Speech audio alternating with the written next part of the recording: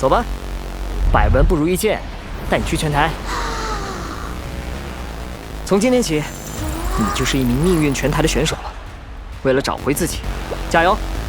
后场时间结束，请选手做好准备。啊！我这就开打了。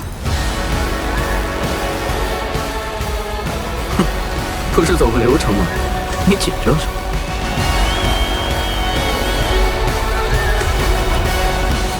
先见识下真正的拳台比赛吧。集满了钱，记不就都找回来了吗？那为什么还要继续比赛？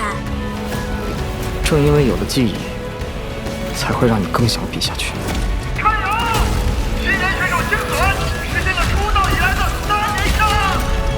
我要赢，我要改变命运。疯了！真是搞不懂你们这些成天喊打喊杀的。